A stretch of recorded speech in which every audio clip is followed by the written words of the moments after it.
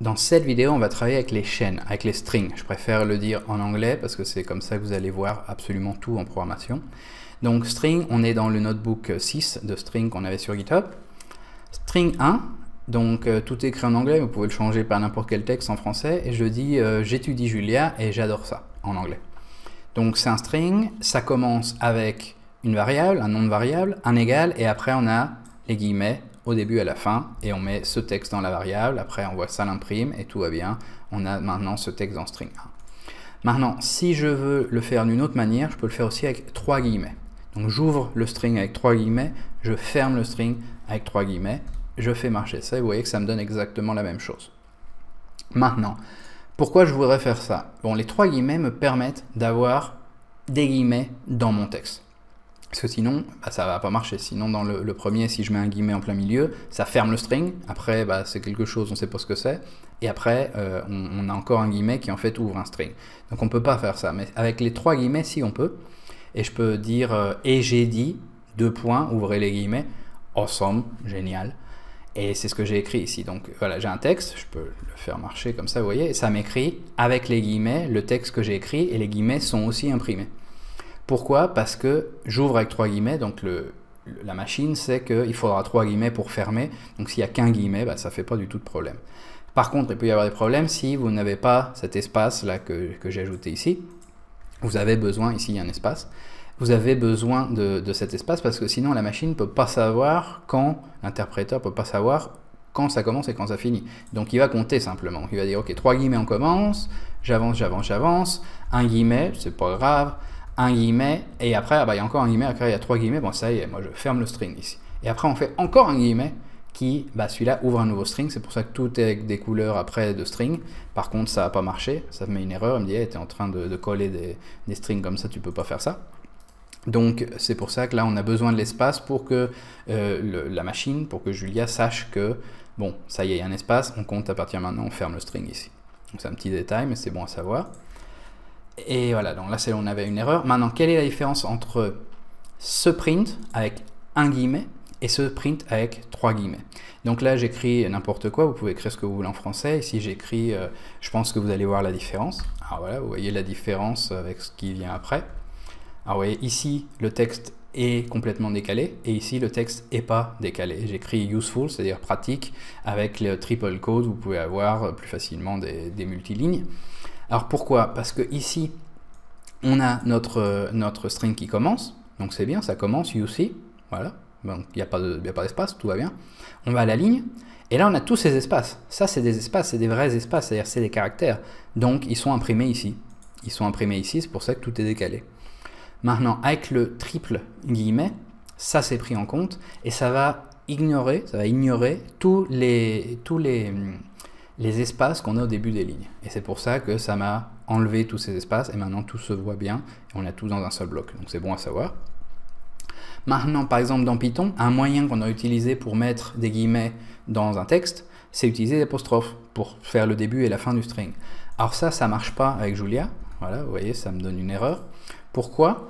Parce que l'apostrophe, comme ça, sert uniquement pour les caractères. Et ça c'est dans beaucoup de langages. Quand je fais typeof de A, ça me dit char. Et c'est pour ça que les chaînes s'appellent chaînes, parce que c'est des chaînes de caractères. Donc c'est pour ça, il y a plusieurs caractères les uns après les autres, et ils ont leur propre type, c'est les chaînes, c'est les strings, et c'est pour ça qu'ils ont un nom différent. Les caractères, dans les langages en général, et beaucoup en tout cas dans Julia, c'est une seule lettre. C'est ça, c'est une lettre, c'est un caractère, donc on a une apostrophe, une lettre et une autre apostrophe. Et c'est tout. Si je mets rien que 2, ça y est, vous voyez, ça change tout de suite de couleur, ça devient rouge foncé, ça dit ça marche pas, voilà. Donc ça c'est bon à savoir, les apostrophes en Julia, c'est que pour un caractère, pour les caractères, à chaque fois ça va être 1. Sinon ça devient un string. Et donc voilà, donc on avait notre texte au début, je vais l'imprimer pour qu'on puisse le voir, c'était « J'apprends Julia et j'adore ça, I learn Julia and I love it ». Et on a first qui est premier. C'est pour ça que je fais tout en anglais exprès, parce que de toute façon, toutes les fonctions sont après en anglais. Donc first, c'est premier. Et on met premier de quoi? De string, notre chaîne, notre string qu'on avait. Et ça, qu'est-ce que ça veut dire? Ça veut dire, donne-moi la première lettre, le premier caractère de notre chaîne. Et la première caractère de la chaîne, c'est le I, c'est le moi, le je en anglais. qui est un I majuscule. Et ça te dit, bon bah voilà, c'est un ASCII, ça te donne plein d'informations, c'est un ASCII Unicode, voilà le code, c'est la catégorie lu letter, et c'est uppercase, c'est-à-dire c'est une lettre majuscule, et c'est vrai, c'est juste là, c'est une lettre majuscule. Donc ça te donne des informations et ça te donne la première lettre, le premier caractère.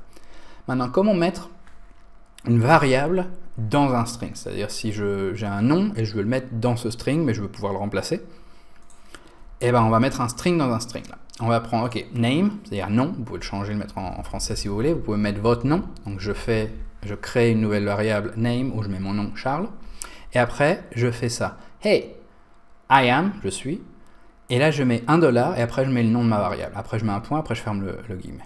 Alors qu'est-ce qui se passe? Vous pensez que ça va me mettre $? Non, le dollar remplace la variable qui vient juste après, c'est-à-dire ici je mets $, et le nom exact de ma variable, NAME, name, remplacez-le par nom si vous voulez, et après il y a un point, mais le point il ne fait pas partie du nom de la variable, donc il n'est pas remplacé.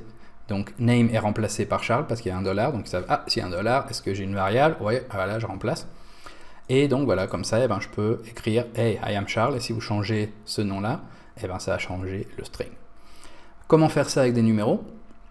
Je crée une variable int, je lui dis ok, t'es 5, je crée une variable float de 4,884, et là, bah, je vais faire la même chose, je vais remplacer avec des $. Je vais dire mon int favori, avec un int comme ça écrit normalement, et alors là, je mets $, et je dis int, et mon float favori est, avec un $, cette fois-ci, $float, et après, je dis entre parenthèses, non, je rigole, j'aime tous les chiffres, tous les nombres, et donc je vais faire marcher ça, et alors là, qu'est-ce que vous voyez? C'est mon favori int, ce int-là n'a pas été remplacé, parce que c'est que du texte. Par contre, ce int-là qui avait un $, est remplacé, ici, 5, et on voit int, qui est, bah, c'était la valeur du int, du nombre entier. Ici, ce float-là n'est pas remplacé. Là, vous voyez, il est toujours là. Pourquoi? Parce que bah, c'est que du texte. Par contre, là, on met un $. Ah, s'il y a un $, on va regarder si on a une variable. Et bah, ici, bah oui, on a une variable, donc on a remplacé la variable.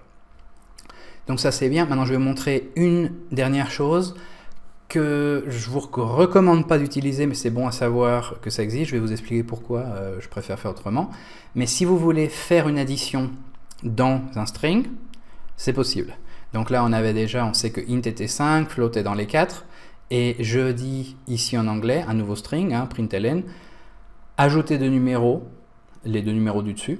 Et alors là, je mets un $, mais au début, je ne le mets pas sur chacune des noms des variables. Après, j'ouvre les parenthèses, et là, je fais l'addition des deux variables. Et tada! Alors voilà, tada! Et ça m'a remplacé tout ce paquet-là par la somme des deux, de 5 et 4 points blabla. Maintenant, ça me donne 9.884 qu'on avait dans le float. Tada! Alors c'est bien, c'est pratique, on peut faire des additions et d'autres choses dans les strings. Maintenant, c'est pas forcément très clair, c'est pas forcément la meilleure manière de le faire. Moi, je recommande beaucoup plus de faire l'addition une ligne avant, de le garder dans une variable et d'imprimer cette variable.